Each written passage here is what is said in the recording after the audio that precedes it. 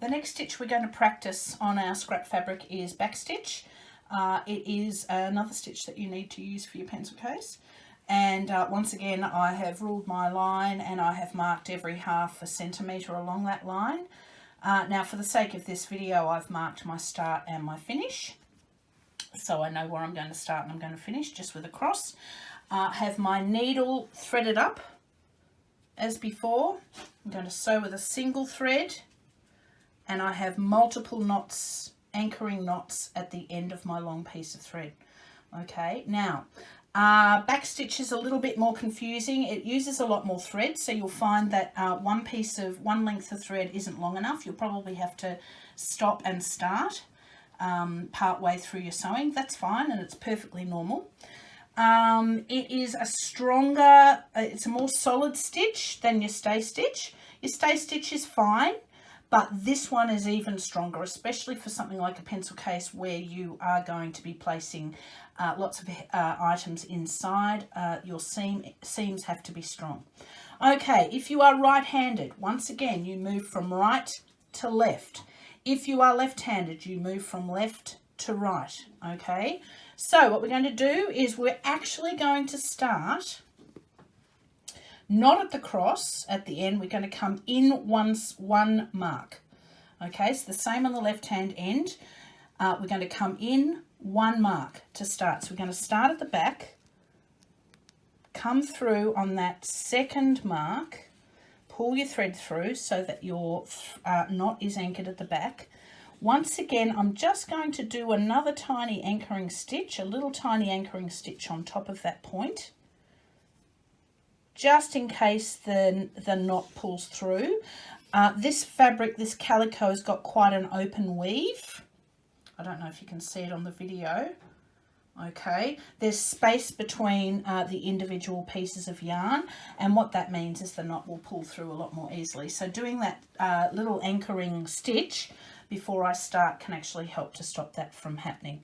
All right, so backstitch is exactly what what it says is we're going to go back to the start, then we're going to go under where we came up, and we're going to go forward to the next mark. Pull your thread carefully. Very important that you have good control over your tension, which is how tight you pull your stitches. Okay, and you can see I have a space. What I'm going to do is I'm actually going to go back to the last stitch, to the end of the last stitch. I'm going to come under here again, and I'm going to come forward to the next point again.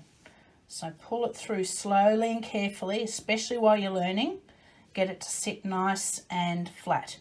I'm going to come back to the last stitch, under and forward to the next point. And you can see the stitches are actually joined together. Okay, so I have my gap. I'm going to come back to the end of the exactly on the end of the last stitch, under and forward to the next mark. Oops, I've caught my thread on the scissors. Now this is exactly how I would show you to do it. Show you how to do it at school. Okay, so the video, what I'm saying and doing in the video is no different to what I would be doing if you were in person. The difference is that we're not in the same room together, and I do miss you all. Okay, so you can see that sitting nice and flat. I'm just going to continue doing that. Back into the end of the last stitch, under and forward. Pull your thread through slowly. Good control. There we go, sitting nice and flat. And we'll just continue doing that until we get to the cross. And you'll find, like anything, the more you practice, the faster and more accurate you get. It's like learning to shoot hoops. I know that's an analogy I use all the time in class, but it's quite true. The more you practice, the more accurate you are.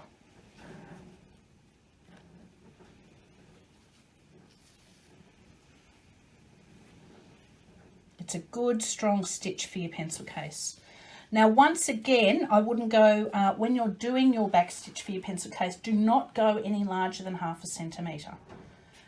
Any larger than that, and you're going to create those holes and things can fall through your seam out of your pencil case, okay? By all means, go smaller. Once you've practiced at 1/2 centimetre, you can go even small. You can go half size again, and that makes it even stronger, okay? But a 1/2 centimetre is a good length of stitch.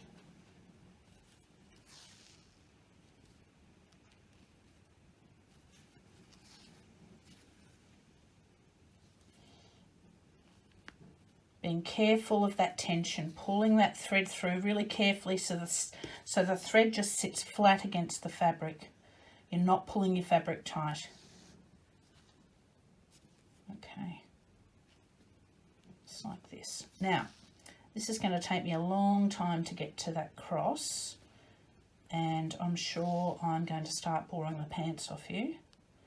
So I'm actually going to stop a bit earlier. So I'm going to stop about now. So what I want to do, my last stitch, so I go right to the end, pretend that's where my cross is, go right to the end, and I've got that final gap there for the last stitch. So I go back and I go right through to the back. Okay, so it looks like this. Flip it over, and I'm going to finish my stitch off exactly the same way as I finished the running stitch off. So I'm going to pick up a tiny piece of fabric, just a tiny piece of fabric, and I'm going to make a tiny stitch. I'm going to make another tiny stitch exactly on top, and another tiny stitch exactly on top. Make sure they're really tiny because we don't want them to be too visible from the front. Okay, and one more, and then before that loop disappears, put your needle through it and pull. Okay, pull it firmly, and then you are done. Okay, and the back of the stitching will look like that. Okay, and the front of the stitching will look a bit like it's been sewn with a sewing machine. Okay, and this is actually how they used to sew clothes in the olden days before they invented sewing machines. They were done with stitches like stay stitching and back stitching. Okay, and the smaller and neater the stitches, the stronger and the more desirable it was. Okay, so now we've got running and stay stitch practice, back stitch practice. See you for the next stitch.